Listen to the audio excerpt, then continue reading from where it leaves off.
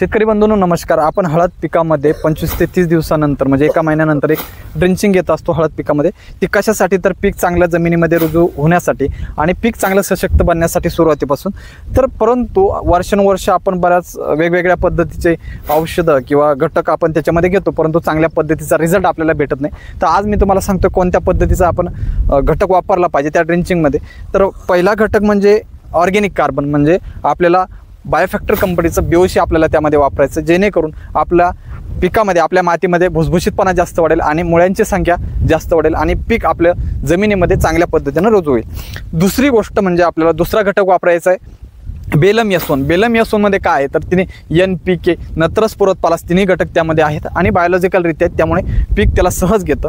आणि जसं आपण लहान बाळाला एका चमच्यानं खाऊ घालतो त्याच पद्धतीनं नॅनो पार्टिकल्समध्ये आणि नॅनो टेक्नॉलॉजीने बनवलेलं ते घटक आहेत, ते औषध आहेत, त्यामुळे ते सहज पिकाला अपटेक घेण्यासाठी मदत होते, अपटेक होण्यासाठी मदत होते। त्यामुळे नक्कीच शेतकरी बांधवांनी जर पहिली ड्रिंचिंग आपण करत असू तर ती 100% आपल्या पिकाला सशक्त करणारी असली पाहिजे। दुसरी गोष्ट म्हणजे आपल्या मुळ्यांची संख्या ही घनदाट पद्धतीनं वाढली पाहिजे, हे लक्षात घेतलं पाहिजे। त्यामुळं आपण हेच दोन घटक आपल्याला त्यामध्ये वापरायचे। पहिली गोष्ट म्हणजे BOC आणि दुसरा घटक वापरायचा आपल्याला बेलम यशवन। तर नक्कीच शेतकरी मित्रांनो जर तुम्हाला तर आपलं पीक सशक्त करायचं असेल तर बायोफॅक्टर कंपनीचे दोन घटक आपण सुरुवातीच्या ड्रिंचिंगमध्ये वापरायचे। धन्यवाद।